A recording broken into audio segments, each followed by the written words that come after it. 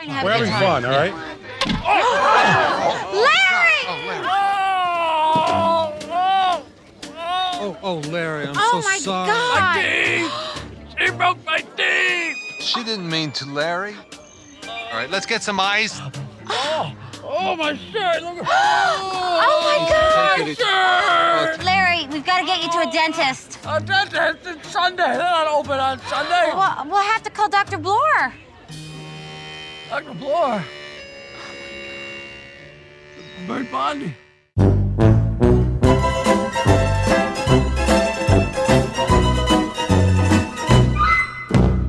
So here we are, season 3, episode 1, Chet's shirt. I'm Susie Essman, and Jeff could not be with us today, so we got the fabulous Lou DiMaggio to sit in, not replace. There's no replacing Jeff. He's one of a kind, as are you. And Lou happens to be in this episode, in this entire season, and is a great comedian and writer. I know of where I speak. Yes, as exactly. As it pertains to this season. And Lou is also a very, very long-time dear friend. Yes, we are. So I think we're going to be fine, I think Louie. we're all good, baby. Yeah. So we start out the episode. Larry and Jeff are walking, and apparently Jeff's given up red meat. Yes. And Larry says, why? No reason. No reason at all.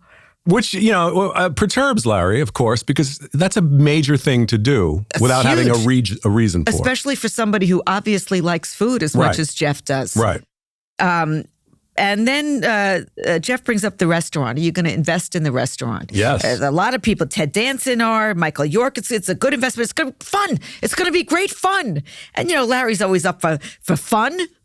Well, it's funny that like you would take something. That's actually one of the most difficult investments to be involved in. Absolutely. A restaurant. So to go into it with that attitude, there's going to be trouble. People actually think that restaurants, that there's a sexiness to owning or being involved in a restaurant. It's incredibly hard work, and you almost never get your investment back. Right. And I totally understand that you want to have a place to go and hang out. And everybody wants their cheers. Peacock and do this and that, but it doesn't work that way. It doesn't always work that way. And Larry's talking and he's eating an apple. And then they're walking down the street and he throws the apple core into a garbage can that's on, a street garbage can. Yes. That's on the street. A privately owned garbage can. And the man who owns it, Alan Havey. Who I'm having lunch with tomorrow. Our dear friend from it was stand-up. another great comedian that we all came up at the same time at Catch a Rising Star. Mm-hmm. And gets very angry. Hey! Hey, buddy, what's the deal? What are you talking about? Throw something in my garbage can? I threw garbage in your garbage can. Yeah, that's my garbage can. So? It's I appreciate it if you want to do that. Doesn't garbage belong in a garbage can? Yeah, Aren't you doing? my garbage belongs in my garbage can. Your garbage belongs in your garbage can, okay? Well, what's the difference? The difference? Yeah. It's mine. The can's not full. I don't get it. Next guy I see throwing garbage in there, I'm gonna kick his ass. I'll give that message to the next guy. You think I'm kidding? No, I believe you. I'm going to tell the next guy. Yeah, you do that. Very Havey-esque. Right. I felt. And also something to remember later on. Always, Lou. Because the show is always a gift that keeps on giving. Exactly. And nothing ever happens without a payoff. Exactly. And we know that.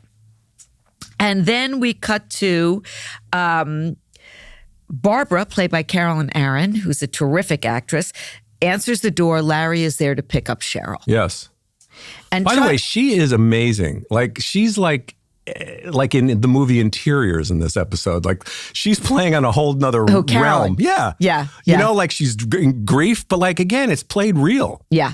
Well, we in find out that she goes into the other room for something to get Cheryl some brochures, I believe, right? Yeah. And we find out that Chet, her husband, died. Barbara is her name. Barbara's husband, Chet, died. And Cheryl says she talked about Chet the whole time, and she's clearly grief-ridden. And then Larry says, did you ask her about the picture frame? So clearly Barbara is a framer. Right. And they gave her something to frame 5 months ago, and she has not done it because she's been too grieved. I mean, Chet's been dead for 4 months now. It's enough of a time. Exactly. To Larry, that's enough time. Get back to the frame.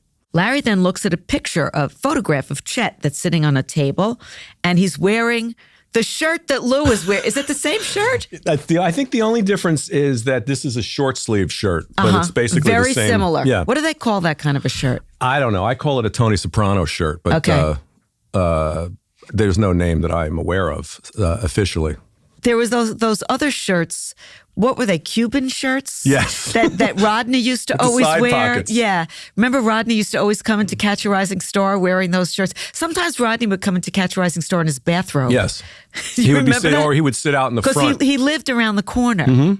And he would just show up in his robe or pajamas. He literally would be. Rodney Dangerfield, he would also we're be talking in a about. car in front of the club and have comedians come over and pitch lines. And if he liked them, he would pay them right on the spot. I didn't know that. Yeah, sure. He used to hang out at the bar with us a lot, and he was very generous with his time. If you wanted to go over your bit or your material, he was incredibly generous with his time. You know what I loved when he would come into the club, and you emceed as I did a lot, and that was a job. You had to keep the crowd even and whatnot. And when celebrities would come in, a lot of times it would upset the whole thing of the show and the flow, and you had to get it back or put it, but never Rodney, because Rodney was transcended everyone. He was like, everyone was a fan of Rodney's. So if Rodney came in, blew the room away and he walked would never out, do too long either, which was a thanks thing. for the use of the hall. Yeah. But he always would make the night better. And we would all profit from it, and it wouldn't destroy the show, and everybody was happy, and we just went on. I hadn't seen Rodney in maybe I would say 10, 12 years. And I ran into him and he says, "Hey, Essie." And then he did a bit of mine. He remembered a bit of mine from like 10, 12 years ago. It was like that was the kind of brain groovy, he man. had. Yeah, he had that kind of brain of just, Okay, so Larry's looking at the picture of Chet and he loves the shirt. Yeah, that's But exactly. then just to show you something different. Okay. Boy, I love this shirt. Isn't that a great picture? Oh. That is exactly the kind of shirt that I would wear, don't you think? It's exactly the type of shirt he would like. And it's interesting because it is not the type of shirt he would wear now. But what Jeff and I have noticed in these earlier seasons, his style is completely different than what it's turned into. It was time. It's a long time ago. This was season 3 was what, 2003? It's almost a generation ago. Was it 2003? 2003, yeah. Yeah. Or 2. I think 2002, in my recollection. Really? Okay. Of shooting it anyway. And right, it probably aired in 2003. And Larry's like, "Where did he get it?" And he keeps on questioning Barbara, pushing. Where did he get it? Did he get it at the mall? Did he get it in Santa Monica? And you could see that Barbara's like, she's not pleased with these questions. It's like too many questions, and she's weepy, and she's very. But what's interesting about this to me is that this is the genius of Larry. Not to be ridiculous, but it's that inappropriate situation that forces people to think, like, is it really, maybe he's right. Like it's been 4 months. Like he plants that too. Right. So that you have to think, what would I do? Would I be probing? I would be more sensitive. That's what I'm saying. But like it but makes you think. He frequently is right. Yes. He's frequently right and wrong at the same time. That's the beauty of him. Yes. And she remembers Caruso's on Wilshire is where he got it. Larry convinces her, Cheryl to ask about the frame, even though she's already been crying. And Larry says, "Oh but Cheryl would be dancing around the Trevi Fountain in Rome if I dropped dead." And Barbara is not ready for this at all. She literally says, "I'm not ready for comedy." Yeah, and clearly she's not. And then we cut to Bobo's. Yeah, now this was my first scene actually. So.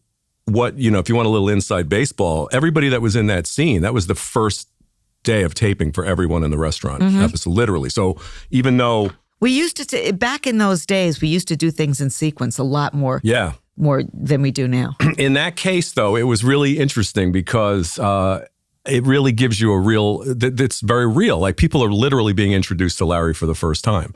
How are you cast in that? I read for the show previous to another role in season, I guess maybe the previous season. And I went in to read with Larry, and Jeff was there, I guess. And of course, you've known Larry since what, 1983 or something? Something like that, yeah. So from the Improv in New York. And I was given a scenario. I had never done really anything quite like that. No one really did, really, especially auditioning for it, because you had to basically improvise in the audition. And the premise was I was supposed to be an old friend of his who's trying to borrow $5,000. Oh, yeah. That was in a show. Yes, and I it thought was. We did that show already. Yeah, that was and in I season thought 2. When I that read was for Barry, what was the guy's name? Barry Wiener, right? Yeah. So I thought, well, I know Larry and everything, but I'm not a contemporary of his back in the day contemporary. So I thought I felt like I was young for that role. The character had been a contemporary of his as a writer on SNL. Right, exactly. Yeah. So anyway, long story short, the audition goes very well. And they were very happy with what I did, but I didn't get the part. And I thought, oh, wow, what you know how it goes with all that stuff. You think you did crappy, you get the job. You think you did great, you don't get the job, whatever. So I didn't get the part, but then because of that audition, I guess, I got called months later, and I think it was even Jeff that called me and said, you want to do, no, was it Larry or Jeff? But somebody said, you want to do like a 4 or 5 episode recurring on the show? And I'm like, no, I don't. No, you're really going to ask me that question? They literally asked me like if I was available or if I wanted to do it. And I was like, and you said yes. I said yes. And you didn't know what it was, or you did? Well, it's funny because it was framed to me as you're going to be like a music executive. Like, who knows what they were thinking this character was supposed to be. Did we ever find out what the character was? Well, no. It's funny because they said, or Jeff said, or somebody said, you're going to be like a big shot music executive because these restaurant investors are going to be Ted Danson and Michael York, and you're like some rich record guy, whatever. And I'm like, and as an actor, so you like think, oh, I got to learn like some stuff about that. Never brought up again. It was never brought up again. Except for a moment in one of the things when Jeff goes, so again, completely out of nowhere, in the scene while we're shooting, Not he goes, in this episode, in a later episode. I think it's in a later episode. It might even be in this one, but where he goes, so how's that album with Sarah Jessica Parker working out? Oh, and I'm supposed to know what he's talking about. And I said, oh, it's great. It's great. Yeah, it's good. It's going well. So that was the nod to me being a record executive. That was this episode. I think that was this episode. Yeah. So they go to Bobo's and we see, Ted is there and how's Mary? Mary's in Australia, but it's Jill's birthday, which is clearly their child. And it's going to be a Wizard of Oz theme and it's going to be in costume. And Jeff wants to be the lion, but Larry wants to be the lion. And Larry is wearing Chet's shirt. He clearly had gone and bought it. And then he comes and he's introduced to Michael York and to you and to Jim Swenson and Teresa Nakamura, the other investors. Right. And they start talking, construction is going on in the background, and they start talking about it. And Larry says, no kebabs. He's afraid of the stick. And he starts giving his ideas, which was interesting to see because that all came to fruition much later in season 10 in the Spite store when he opens Latte Larry's, all of his ideas. But in this one, his ideas are every table should have a bell. Worst idea in the history ever. He clearly has never been a waiter. I was a waiter for so many years, waitress. Somebody ringing a bell, I want to punch them in their fucking face if they're ringing a bell to get my attention. Everybody has their own tone. He's got it all thought out, like a Pavlovian dog. And then Michael says, like a butler bell. And the waiters' uniforms. Now, that was interesting because one of the things, and you know this on the show, is that, you improvise out of the reality of the situation. You don't do jokes. You don't try to insert a joke because that's the temptation for a comedian, probably more than someone who's like a Second City trained or something like that. But I couldn't help it. When he showed the shirt, and later in the episode with the epaulette, I go, we don't want them to look like Scientologists, do we? So I thought, oh, that's going to get cut, But it was left in. But it was left in. And then I found out later that it was on some anti-Scientology page or people always would upload things about, jokes about anything that, made Scientology. They'll come get you. You better be careful. Well, I'll just say I didn't write it. So Larry decides, blame it on Larry. So Larry decides he's going to go shopping and then decides he's in. He's going to invest in the restaurant, and Michael York says, so you're in, welcome aboard. Now, do you have any idea, and I don't, why Michael York? I mean, it was a great choice. It added such a dimension. Exactly. I think I asked Larry. I asked him, why Michael York? Where did that come from? Great. That thought. It's wonderful to have him Ted here. Ted Danson, you understand. Ted had been on the show prior. He was a friend of Larry's. But where did Michael York come from? If I'm not mistaken, he said something to the effect, he goes, people call me up and ask me to be on the show. Like, or he ran into him somewhere and Michael was, like it was to that point. Well, I know that happens all the time because people ask me to be on the show all the time. But this was in the very beginning while we were still under the radar. I don't know. That's my recollection because I had the same reaction that you did in terms of, wow, this is random and yet it's perfect. Oh, it's perfect. It was fantastic. But yet, why Michael York? Like Michael York was there with us every day eating lunch. Well, there's a moment in that introduction where Jeff says we're sort of kicking around these ideas and arguing about stuff. And Jeff just out of nowhere just goes, Michael York, what do you think? I'm so appalled by the idea, I'm struck dumb. That's right. Which to me was the funniest thing ever. And then that became like our thing on behind the scenes where we would have lunch with him and say, we're going to do a game show called What Do You Think, Michael York? He just sits in the corner in a really nice chair and people go, what do you think, Michael York? And he just, by the way, he was so, you hung out with him a little bit. Yeah. Just like he would start conversations like, I was having lunch at Merv Griffin's house. We were playing tennis and I saw this vision on the court and it was Farrah Fawcett. Yeah. And I put her in Logan's Run and she became a star. Yeah. So that's how a lot of anecdotes. A lot of anecdotes and just stuff that if you're a fan of show business, your mouth hangs open and you're like, I was bicycling in the south of France with Jean Gielgud and Alsace. Yes. We're like, okay, we're going to hang out with you. So there's Michael York, and then Larry's at home with Cheryl, and Cheryl is skeptical of the investment, and smartly so. Mm-hmm. She's chiding him a little bit, like, you think that's all you're going to do is walk through and hang out? Well, Larry says, I'm going to walk around and talk to people. How was your meal? He's going to be affable. And she's like, you don't like talking to people. I'll walk around and go to the table and enjoy your meal. You're going to walk around. How are you doing? This is why you want to do this, so you can chat with people? How's everything? Are you enjoying it? I thought you didn't like talking to people. I don't like talking to people I know, but strangers I have no problem with. And he's going to go shopping for uniforms, and he tells Cheryl about the bells, and then she says, oh, is that the new shirt? And Barbara is going to have the frame next week. So Barbara is bucking up under her sorrow. And also then she says, your dentist calls and wants us over for dinner next Saturday. Dr. Bloor? Why is Dr. Bloor calling me for dinner? It is a little odd.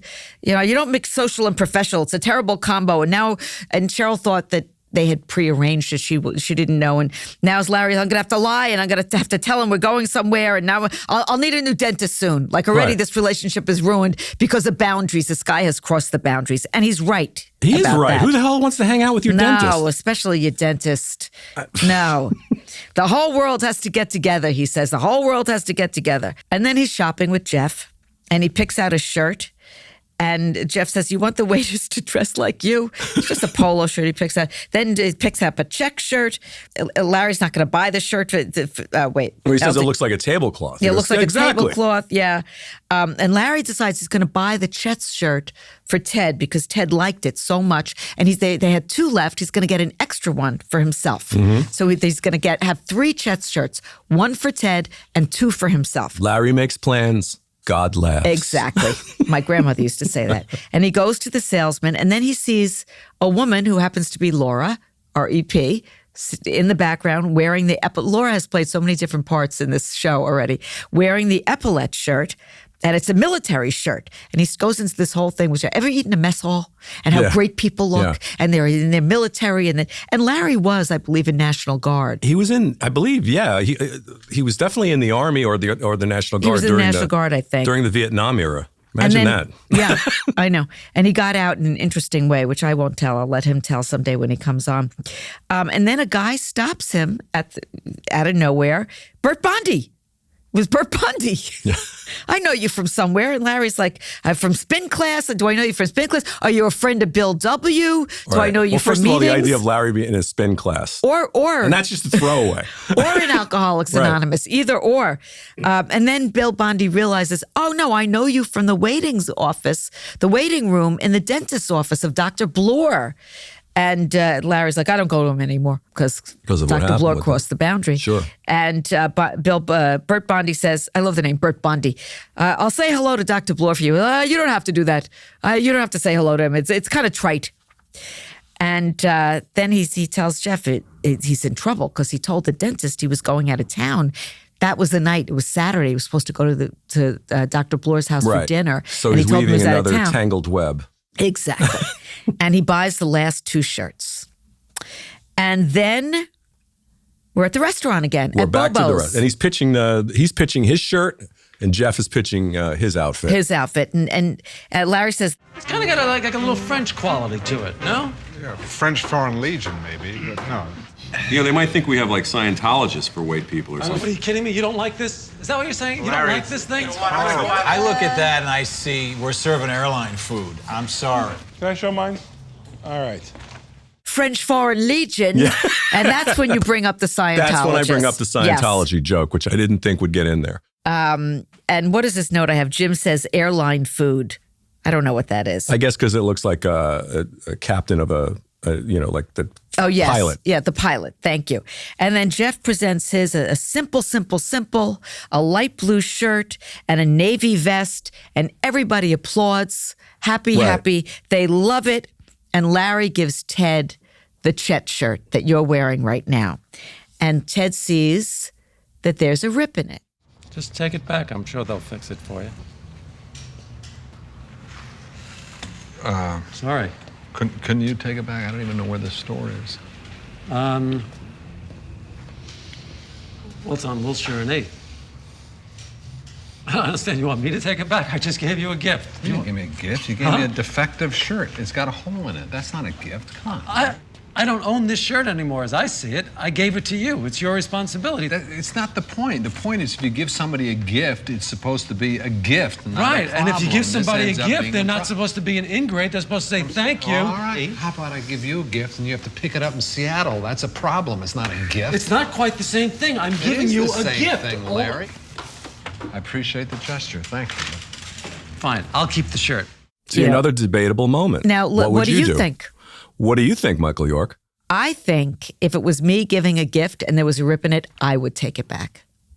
But that's me. I guess so. I mean, it's kind of embarrassing. I feel like you would be lazy if you said, you take care of it, because it's on you now. I've given it to you. That's what he's basically That's what he's saying. He's saying, I don't own this shirt anymore. I gave it to you. And Ted says, you didn't give me a gift. You gave me a defective shirt. Yes. And Larry's calling him an ingrate. And Larry's saying, you took a nice thought and you're making it horrible now. Right. I mean, and yet I still can understand. You can understand Larry's point of view. As the receiver of the gift, you also might say, oh, well, you gave me I'll take care of it. I'll take care of it. Yeah, I'll bring it to the cleaner. I would do both. If I was the receiver of the gift, but of course that's me, I would say, don't worry about it. I'll take care of it. I wouldn't say you take care of it. They're both wrong. Right. But again, and if I was the giver of the gift, I would say, I'll take care of it. But it's a typical, curb conundrum moment. Is that a female thing, being the caretaker? Probably. Yeah. The roles we play.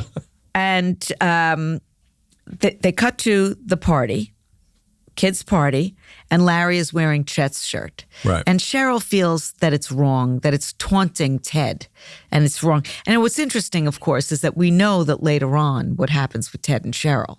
Here, there's none of that, but we know that many, many seasons later, they are a couple. Right. And involved. Well, this funny thing, too, that this is on the heels of, like, when Jeff pitched the vest and the shirt and won, to me, it was hilarious was how much Larry was pouting. Yes. How funny it was, how defeated he was. But, he was angry and petty, and then that's would lead to him wearing the shirt. His character is petty. It seems like it was more like that in the older episodes. Really? To me, I don't know. I don't experience that because I have to deal with his pettiness on a daily level. Not Larry David the person, Larry David the character. Yeah. And then where's the costumes? They want to know where the costumes, because Ted had told them they're going to be dressing up in Wizard of Oz costumes. And Ted comes over and he says that he changed his mind. He wants Jeff to be the lion. Right. And Larry could be the Tin Man. We know that Ted's being petty here. We see it all over his face. Well, he's reacting to Larry wearing the shirt. Of course, it's petty for petty. Right. It's, tit for tat. It's Tom Petty. It's Tom Petty. And Larry's, I have no connection to the Tin Man. I don't even like the Tin Man. And he pouts, and he's acting like a 4-year-old. Well, if I have to be the Tin Man, I'm not going to do it at all. And then he says to Ted, why did you take me off the line? Because of the shirt? And then Larry spells about Ted because Jill, the little girl, how old is she? Maybe 6, 7? something. I think she's 5 or 6. 5 or 6. And Larry spells ASSHOLE about Ted when he walks away. Then we cut to... By the way, can I just say that say whatever you want, baby. It's so funny to me that... And it rings true that people have a real opinion about which Wizard of Oz character they want to play. Do you know what I mean? Yeah. Like we identify with, we all grew up with it. Or we all grew up with it. So it's like, this is who I'm going to be. And also, not only did we grow up with it, how different it is from now is that we watched it once a year. Once a year. And Danny Kaye introduced it on CBS. I remember it quite well. I didn't see it in color until I was 13. That's right. And it was a family event that you all sat around the TV and watched The Wizard of Oz. It wasn't like we had DVDs or DVR or streaming or any of that crap. That was my incredible, hilarious revelation when my daughter was little. She was obsessed with that movie. And I had to stop it and rewind it every time the witch would appear. Right. And I'm thinking, I'm rewinding this. I had to wait a year to just see it once. And I don't know if you know this, Lou, but my first big part as an actress was when I was in camp when I was 8, and we were doing The Wizard of Oz. And I wanted the part of Dorothy so badly, and I auditioned and I sang Over the Rainbow, and I had tears in my eyes. And they gave me the Wicked Witch of the West. It was my part. And it was pantomime. I didn't have any lines. And I remember saying to the counselor, could I make up my own lines? And she said yes. And I wrote my own lines. I did the whole melting scene, and I got a standing ovation. Wow. I had to stand up out of my death scene and take a bow because I was supposed to slip underneath the curtain there.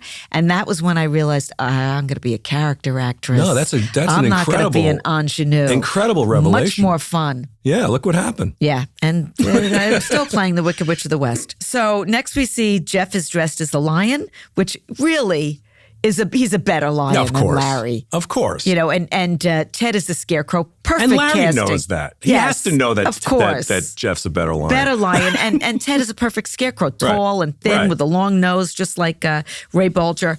And Cheryl is a perfect little Dorothy. And Larry's just standing there in his Chet shirt, you know, just being disgruntled and acting like a big fucking baby. Right. And there's a pinata.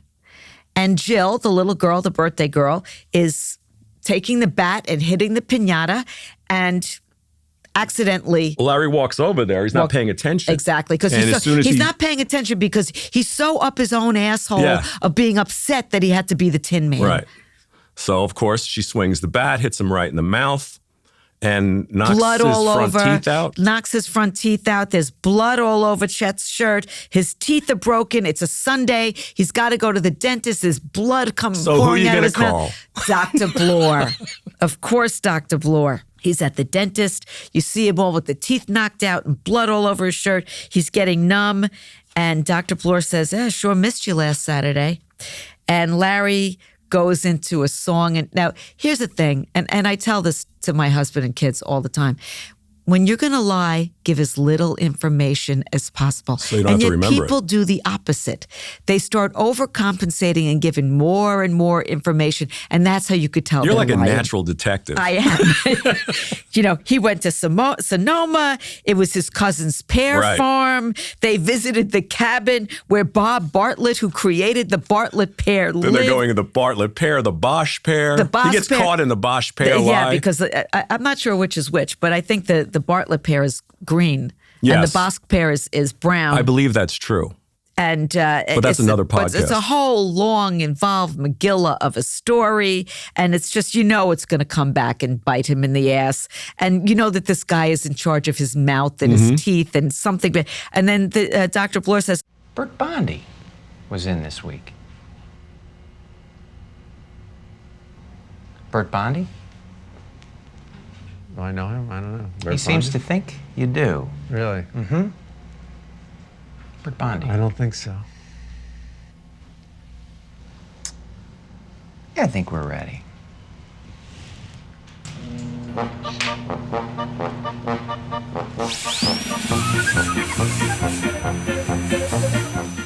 with all the technology we have in this day and age, why they can't figure out to get rid of that fucking drill sound.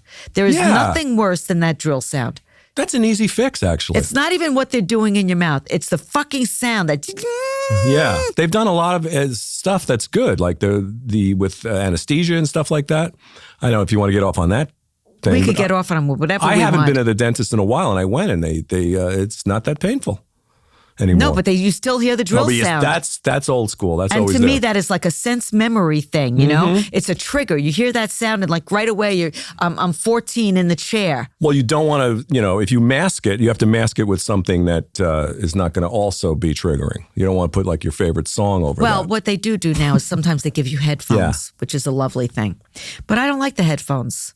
Remember I used to have that bit about the dental hygienist and how they would have you captive in the chair and they could just go on and on about their wedding plans and you just had nothing to say because you had the thing in your mouth and you're drooling and they're just boring the crap out of you. Exactly. You have because you're a captive, literally a captive audience. Same thing with the dentist. Yeah. Dentists have a very high suicide rate. Yeah, because everybody always dreads seeing them. Nobody wants to go to the dentist. So we hear the drill sound and we know something horrible is going to happen. And then Larry goes home and Cheryl is watching The Wizard of Oz, of all things. And Larry opens his mouth and he's got Bugs Bunny teeth. Yeah. He's got 2 chiclets, as he describes them. Well, that was the reveal too, because obviously the doctor didn't have to give him teeth that big. Right. They're temporaries. They're temporaries, Larry. Don't worry about it. Yeah. And he's still got blood all over his shirt. And he's got the Bugs Bunny teeth. And then he thinks Jill did it on purpose because he called her dad an asshole. Right. He called Ted an asshole. And we hear the doorbell ring. And who is it? It's Barbara. Oh, I thought it was Ted. No, not yet. Not yet. They think it's Ted, but it's Barbara. And Barbara comes in and... no, wait. It is Ted. Because Barbara... Oh, no, that's right. Cheryl thinks it's Barbara and it's Ted. Right. You're right. It's Ted. And he shows Ted his...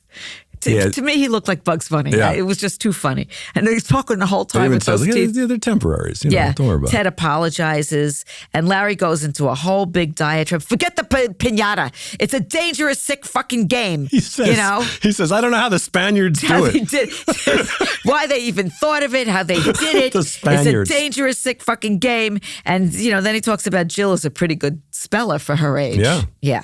And Ted There's says... always a bright side. Of course. And Ted says, you know what? He'll take the shirt. So they're conciliatory. They're trying to, make amends. And Larry says he wants to keep it because the ones he's wearing is ruined. Right. So now he wants to take the gift back. Right. Because he's run out of replacements. And Cheryl then ruins everything by coming out and says to Larry, you've got 2. Give one to Ted. Now, we know if one was ruined, he wanted to keep the 2, so he had a backup. Right. So now he's got to give the other one to Ted. And then Ted and Cheryl, so Larry goes up to change, and Ted and Cheryl are watching over the rainbow. And again, it's interesting to see them together now, knowing what we know happens later on. Larry puts on the clean Chet's shirt. Right. He comes in and he gives the other shirt to Ted, and Ted says, just throw it on the chair. So he throws the shirt on the chair, and then the doorbell rings again. And who is it this time, Louie? Oh, it's Barbara. It's Barbara. And she walks in and she sees Larry on the couch. She brought the frame. She brings the frame. She's obviously recovered enough to frame. And she comes into the living room and she sees that they're... Well, there's 2 triggers. One is that was the favorite, her favorite movie to watch. They're watching this was our movie. And so she's crying now, which is activating her face. Yeah, and she's bawling. And then she notices. And then also it was Chet's favorite song. Yes. She's singing Over the Rainbow. It was Chet's favorite song. This was our movie. Chet loves this song. Happy little bluebirds fly beyond the rainbow. Chet's shirt.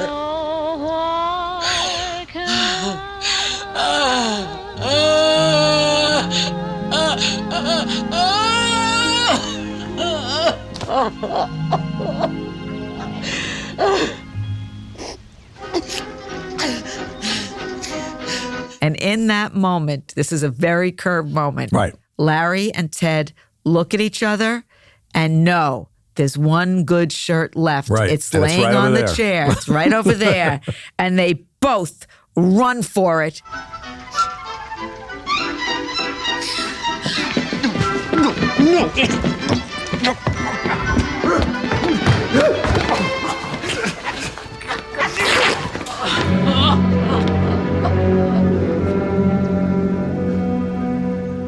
Like Solomon. It's biblical. It's biblical. Why? Solomon had Chet's shirt also? Yes, exactly. No, it was Moses' shirt. Moses. It's in the Bible. It's a chapter in the Bible. Moses' shirt. Moses' shirt. Moses' shirt. And they ripped the shirt apart. Cue the music. Ripped the shirt apart. And then what happens? Ted leaves. And he's got half the shirt in his hand. Right. Oh, yes. Yes. Got half the shirt in his hand. He's walking down the block. And he walks down the block. Hey, asshole! Hey, asshole. And we know he's going to kick the shit out of Ted. And Ted deserves it, for God's sake. And then cue the music. Yes. The end. It was really kind of a perfect episode. Well, they all are in that way. In all those little moments and all those little conflicts that are really not easy to come up with. People don't. I mean, I guess people do realize. Well, and it's not just the moments to come up with; it's the connecting of the moments that's so amazing. What do you remember about? Because you're in 3 more episodes in this season. Well, first of all, getting to do it as an actor and a comedian was. It was like being Cinderella, because when we were doing the show, once you got used to it, which you get used to it right away. Yeah. You have to. Not everybody does, Lou. I mean, comedians, I know your work very well, and you were always a big improviser on stage. Right. So as was I. I mean, we're used to that. You get some real actors, they don't get used to it. This is interesting that you bring that up, because here's an anecdote. So I'm sitting next to, we talked about that restaurant introduction scene was the first time we all worked together. And Michael York was sitting next to me. So before we start shooting, he's like, what is happening? What's next? No one's told me what to do. I said, you don't have to do anything. Just you just be yourself. You're Michael York, and I have to figure something out. I don't know. But all joking aside, you realize it's just play the moment. Play the moment. Right. It's just life. It's just, don't overthink it. Don't think ahead. Don't try to think of something to say. Don't try to think of witty lines. Yeah, which is something you should do anyway all the time. So once that happened, really for me, it was right after the first scene. I'm like, oh my God, this is like, this revelation of like, this is the way this is going to be. Yeah.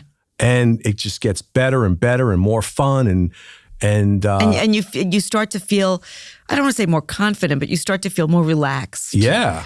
More relaxed. And the more relaxed you are, the better it is. Well, also technically, in terms of comedy, it is so much fresher and better than scripted, because, as you know, in scripted, you do the same line over and over again, and if you're doing single cam, you're doing inserts, and it just is like, that's the real skill of an actor, is to maintain that energy and level through all of that. But in this, every time you do the scene, it's actually better, because he's giving you little notes in the different takes that make it even better. But you're still like, you don't have any pressure to remember something.